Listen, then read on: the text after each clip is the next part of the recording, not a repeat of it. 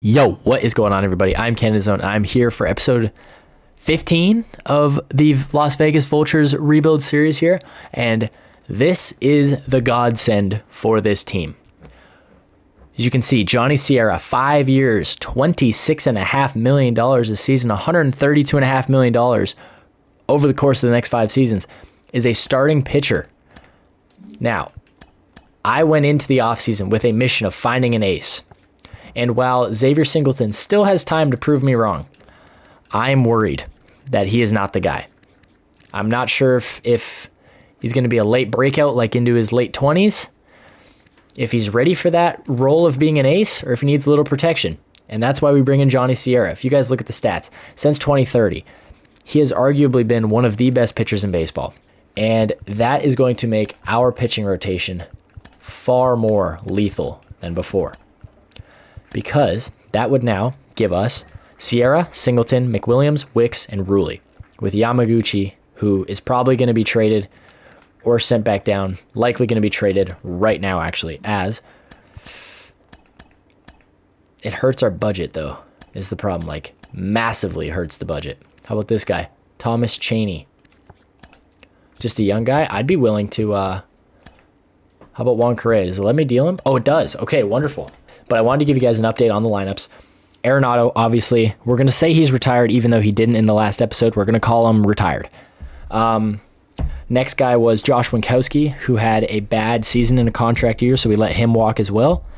And the last guy was Vaughn Grissom, who was a staple in the bottom of the order for us. Could have been a top of the order bat anywhere else, but he filled his role perfectly in Las Vegas and was a World Series MVP for us. Don't think he'll land himself a statue, but he was here for a good, I think it was 4 seasons, and he absolutely produced well out of his pay grade in those 4 seasons. So now the updated lineup with the full-time addition of Jaime Manzo at third base and Brian Sung at DH versus righties and Derek Sheehan versus lefties. Other than that, it is still Askew, Clark, Alessio, Soderstrom, Churio, Langoliers, and Holiday. The only thing that changed is Manzo is now playing third base and batting 7th, and Brian Sung / Derek Sheehan will be DHing versus lefties and righties. Oh, you know what? Forget it. There's your rotation. 1, 2, 3, 4, 5, 6. It's probably going to be Ruley or Augustine, honestly. Maybe the guy to come out of long relief, but it's another lefty is the problem. Do we deal Augustine? He's been so reliable, I don't think I could. Ruley's a guy we can move on from. How about Wicks? He still hasn't accepted our deal. Ruley is a guy that I'd be comfortable moving on from if it could land us a long relief arm in return. Mizorowski, no. Reese Olson, how's he been doing? Terribly. Forget it. Problem is, it's got to be a guy who's not bringing back too much salary. I could live with this unless there's a really good A potential in these mid-60s. I don't think Alexi Villa is that guy. So we're going to pick up Alexi Ibarra, Eric Lima, and Russell Grace just for Enos Ruley. And that's going to be another groundbreaking deal, which is going to put Augustine in there. Lima is going to start the year in AAA, and I think Ibarra is going to be our long reliever. So Lima is definitely getting sent down for at least... Oh, please tell me he's got options. Oh, thank the Lord. He can play in AAA for now. Okay, there we go. Lineups are set now. Everything is fine as long as they don't screw it up when we go to the regular season, but they're probably going to. So I'm going to cut, go through spring training, and then I will see you guys at the start of the regular season. Okay, this is good. This is good news to see. It's good to see. It's good to see. We're not the star-studded super team that we once were, but I'll give you guys an update on the stats real quick before we... Pete Crow Armstrong is available. He's been terrible. No wonder he's available. We're not interested right now, though. We're going to show you the pitching rotation. Johnny Sierra has been everything we could have asked for. Totally worth the $33 million we're paying him this year. And like I forgot to mention, front-loaded deal. So, like the Cease contract, actually unlike the Kirby contract and like the Cease contract, he gets cheaper as he ages. So at age 35 in that last year there, he's only $20 million, which is much more tradable than 33, 29, 26. Xavier Singleton, possible breakout campaign. I was a little concerned about him coming into the year, but he's been much, much, much better this year. The whip is way down. The ERA is way down. Like, I'm confident right now. Isaiah McWilliams, building off of a very solid second year last year. Hopefully, that means the same thing this year. He's going to continue to build. The whip is a little up. What's that FIP? What's the FIP? 4.54. So he's getting a little lucky. I would like to see that on Singleton. So Singleton is actually pitching very similarly to his FIP, so that makes me comfortable as well. Jordan Wicks is struggling a little bit, so I think we're going to drop him back. Actually, we'll keep him in the 4 spot. Scott Augustine has been coming out of the pen to start the year. I only recently moved him into the starting rotation. He's been great. Alexi Ibarra was struggling as a starter, so we swapped him with old Scotty boy. Ben Joyce, struggling hard, which is unfortunate. Marco Gomez has been fantastic. Stevie Gore has been all right. He was doing well, but he got really, really, really cold for a while there. About 10-game stretch, he was fucking abysmal. Hank Ramsey has been much worse this year than last year. He's concerning me a little bit, but he keeps getting holds is the thing. If he's going to be able to put up 40, 50 hold seasons and pitch to a mid-3, I would really like one of these years. But if he can do this, maybe a 3.5, I'm fine keeping him as our setup man. And then Rocco Enfield has only blown 4 saves this year, which is a lot more than he has in recent seasons. Like 4 in 29 opportunities is basically the same as what he's done the last, 4 seasons, call it. Let's say 2 seasons since he's been here full time. Offensively, though, ask you, first year under 300. Is he a fraud at the plate? Well, obviously, clearly not. He's still hitting to the tune of a 840 OPS almost. He's batting just under his career averages of 309, but I would love it to keep him above 300 as long as possible. I think that'd be really cool. And he's a Canadian. I keep forgetting that. Max Clark, excellent return to form after a injury-riddled season last year. So I'm glad he is playing far better. Henry Alessio, another excellent return to form. The power is up. The slug is significantly higher than last year. Now, that 700 would be great, but if I can keep in the 500s to the 600s even, I will take that from him. Tyler Soderstrom, he's batting 372 with 25 homers, 75 RBIs. May trying to be built up on a back-to-back MVP season. Jackson Churio, far less garbage this season than last season. The power is down, but he's hitting for average and he's getting on base. Worse than last year, but he's putting up the counting stats that make me feel confident that he can play, or at least that his sim engine is going to play. Shea Langoliers is really bad. Problem is, we don't have a catcher. Luis Perez is here. He's doing fine, but it's very limited sample size. So maybe we give Shea the next couple weeks off, and we'll play Luis, who's batting 260 with 3 homers, 11 RBIs. Brian Sung, excellent contact bat. Basically Irving Askew in the second half of our lineup. He's been great. Batting 300, 8 homers, 29 RBIs. Now, the reason it's not Jaime Manzo playing is this is the frustrating part of MLB The Show. There's a glitch in the game that causes stats to not be tracked. It says he's only played 4 games, but he was our starting third baseman for the entirety of the or starting second baseman, forgive me, for the entirety of the season up until this month when we had to take him out because his stats aren't being tracked, which means he can't progress because it's only going based off of his pinch hit at bats, which is entirely stupid. I wish it was fixable, but I don't know how. So unfortunately, he's just going to have to be a very good bench bat for us that we may plug and play in the playoffs where stats aren't counted anyways. But I wanted to keep you guys posted on that one. Ernie Hairston's been great off the bench, and Pedro Alvarez, for his overall, just to be a stopgap bench bat, he's doing fine. I will take a 260, 319 to 510. Jackson Holiday, in a contract season, which he wanted $40 million a year, by the way. And no matter what, whether I gave him 1 year or 10 years, the number didn't change. He wanted 40, which I'm not going to be giving him. So whether he's dealt or we hang on to him and let him rock in the offseason, he's been here a while. He's going to get a statue for sure. All-Star, Gold Glove, Silver Slugger, Rookie of the Year, 3-time World Series champ. Very strong bat since we picked him up from the Orioles. He's going to have a great season, and it's going to suck to lose him, but we're going to have to live with it. Derek Sheehan, in an increased role this year where we can just let him play and get the keys to the DH spot, 20 homers, 64 RBIs, slugging a 430, 270 OBP, 207 average. He is Joey Gallo. That's literally it. He is Joey Gallo, but a little bit smaller. He's bite-sized Joey Gallo. Yeah, so we're going to simulate right up to the home run derby. We're going to play the derby. I hope we get somebody who hasn't won it in the derby this year. He's fine. I saw Ramses Goldberg got dealt. That's a thing for sure. We got to make sure they didn't screw up the lineup. They take Brian Sung out. Thankfully, no. Luis Perez is on fire. Shea Langoliers, your time as a starter might be over, dude. If Perez is going to play like this after being a really bad offensive catcher, he may be getting the keys to the catching spot. It looks like we're going to have Clark, Alessio, Soderstrom. Yeah, it looks like it's going to be your big three in the home run derby, which means it's probably going to be Alessio's turn. Does he have one? Soderstrom has one, right? Where does it say that? Oh, you know what? Does he? I don't think he does. I think we gave Arenado one. Robert got one. Yeah, I don't think he got one. We're going to simulate the draft. I didn't do any scouting because I was so focused on our guys and how we were doing. Ooh, it's in Fenway. Clark, Alessio, Soderstrom. I swore Soderstrom had one. Oh, he does. 2032. So we're gonna keep him off. Alessio is probably gonna be the guy who gets one here. And then Clark also doesn't have one. So let's go Alessio because I want to try and put the ball over the monster, which I think that'd be fun. So we're gonna go in. Henry Alessio, home run derby.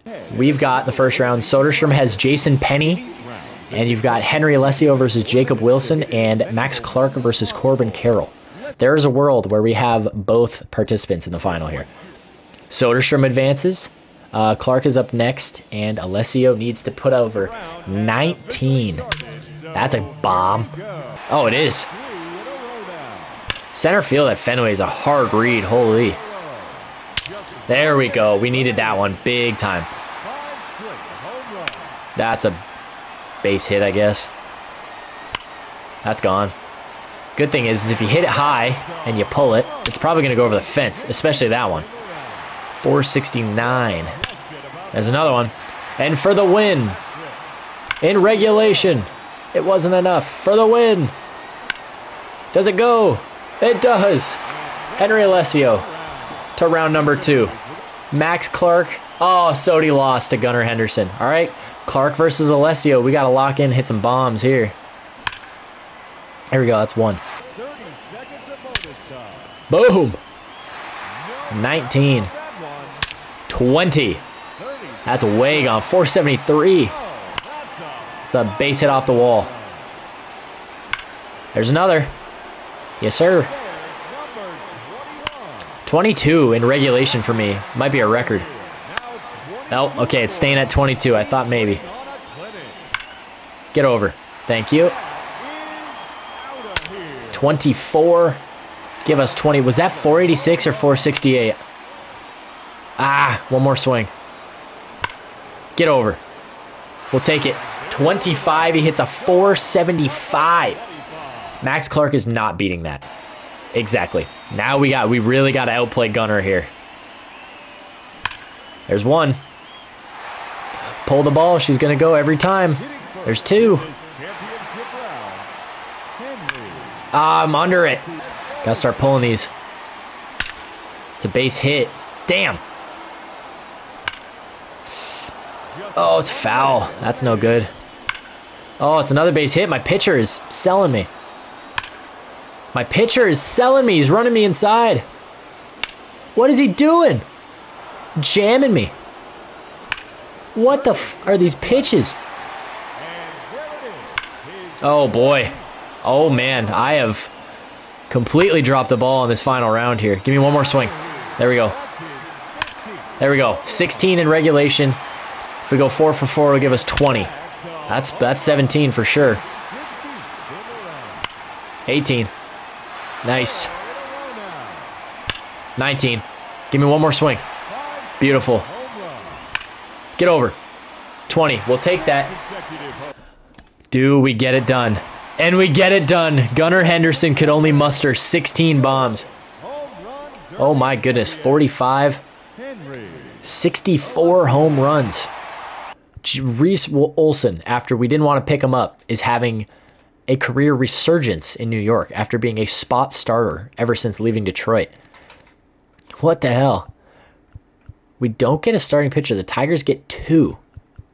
Wow, okay. Devi Garcia is an all-star for the first time, or for the second time now. Wow, no pitchers whatsoever. Okay. Catchers, yeah, that's fine. Francisco Alvarez is now in Baltimore. How did they land him? Oh, they gave him a good little buck. Tyler Soderstrom is here, batting 360, 26 and 78. Nobody at 2. Gavin Lux, though, has 3 in a row. Holy cow, since getting to Cleveland. Irving Askew is an all-star for what? The second time in a row now. Batting 292 with 15 and 57. Jackson Holliday's an all-star. 309, 15 and 47. Jim Samuel keeps on playing just like we knew he would. Henry Alessio is an all-star. Dylan Cruz is an all-star in New York. He's got 2 and a Silver Slugger. Alessio is there, though. Another all-star. 5 consecutive now to add to the trophy case. And Max Clark gets back in after a very down season last year. So we're glad to get him back in the all-star game. That's big. And then DH Eric Burrell. Yeah, he's having a good year. 14 and 49, 301. I'd be all right with that. What happened to our pitching? Johnny Sierra isn't an all-star? I'm going to simulate to the very end of the season now, where we'll recap awards and go over our seeding and record and all that. But until then, I'm going to cut, and I will see you guys in just a second here. All right, this is killer. A shoulder separation with a 2 to 3 month timetable. That's going to take Alessio out throughout the remainder of the season. That could bury us. Sorry, I just got a text message. That could bury us in the long run here, because that now brings Ernie Hairston into the lineup. But now that that is over with, I'm going to get back to simulating, and I will see you guys at the end of the regular season. Hopefully we can hang on to a division lead without our MVP. All right, season is over. A significant step back in wins this year. We weren't the number 1 team in baseball. We were the number 2 team in baseball. But you can see in the top left there, team average was a 288. We slugged a 511 and had a 360 OBP. Almost perfect field percentage and a team ERA of 388.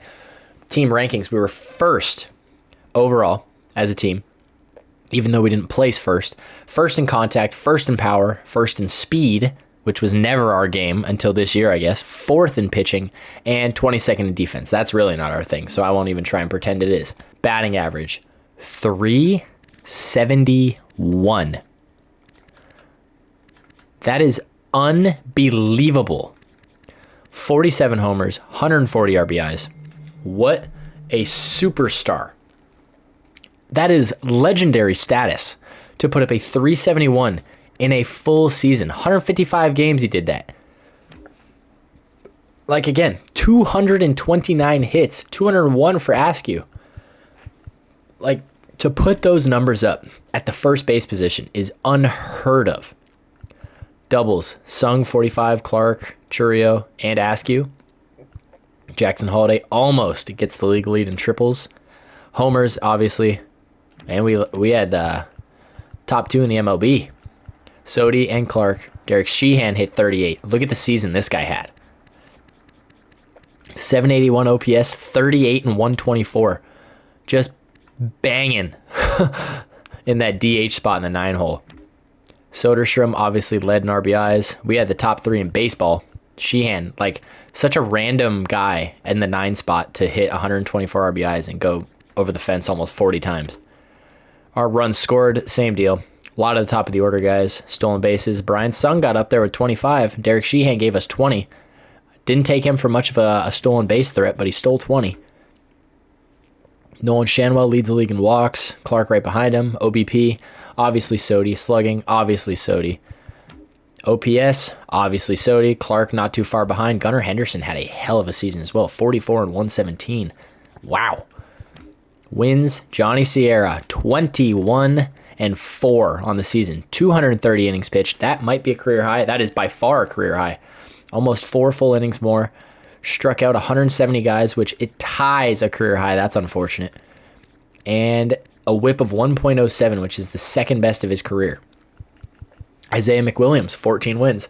Cooled way off at the end of the year. It was actually, like, kind of disappointing to watch him fall so far towards the end of the season. Johnny Sierra only loses 4 games the whole year. Leads the league in wins and leads the league in losses.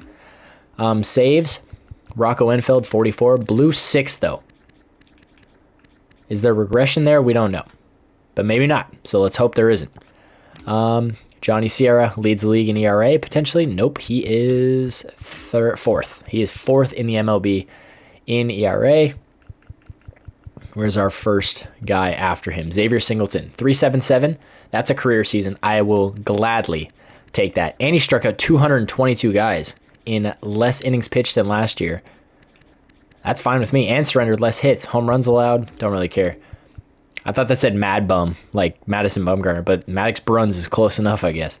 Shutouts, Aaron Silver. This guy's supposed to be a wheel. Johnny Sierra had 2 as well. Okay, Enos Rulli had a bad season, objectively. So you'd say that we are winning that trade as of right now.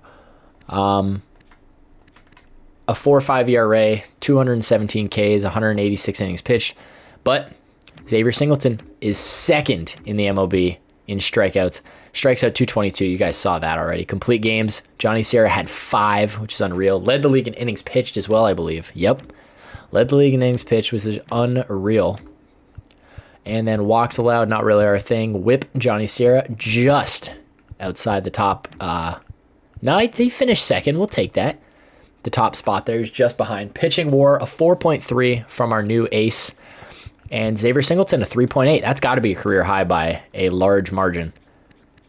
It's by 0.06 or 0.6, but that's pretty big deal for him.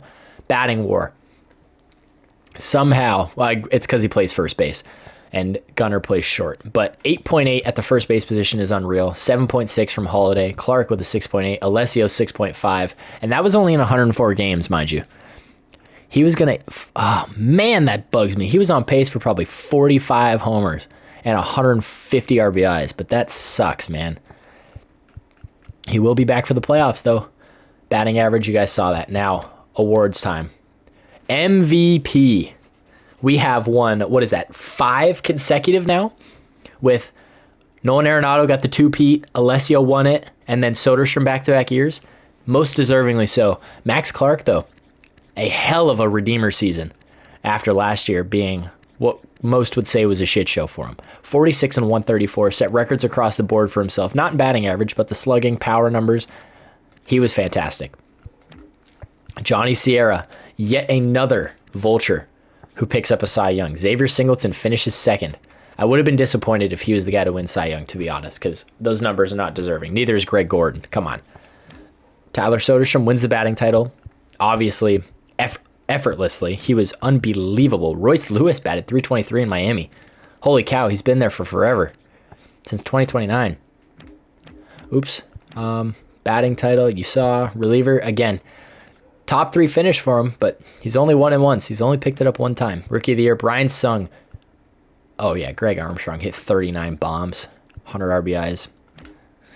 Hank Aaron Award, finally. Oh, my God, he has 4.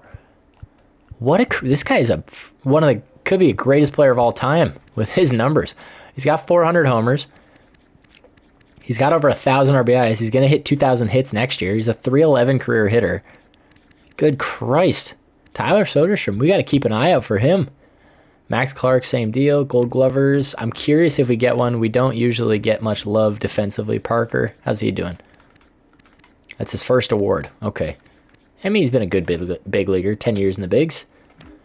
Derek Sheehan gets us a Silver Slugger at DH. That's big. He was obviously the best DH. Average wasn't there, but god damn it, the home runs and RBI production was.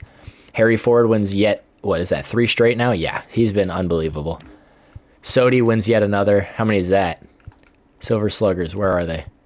He's got 29, gap in 30, 31, 32, 33, 34. He's won 5 of the last 6 at first base. Gorman wins it at 2. Interesting. Askew loses it. Oh, he finishes under 300 for the first time. He must have slumped towards the end of the year there. That sucks. Loses it to Brady House, who's got 10 years in the bigs now. Jeez. Silver Slugger, Jackson Holiday finishes 3rd there. Almost got it back from Gunnar, but Gunnar has a huge season. Max Clark picks one up. Jackson Churio finishes 3rd. And we only get, what was that, 4 Silver Sluggers? But that's all right, because we're going to play Seattle. We get Tampa Bay. And that's going to be Sierra versus Painter, Singleton versus Uribe, and McWilliams versus Hampton. But you guys are going to have to wait till the next episode, because that's going to do it for this one. I want to thank you guys so much for watching, and I will see you all in the next one. Peace.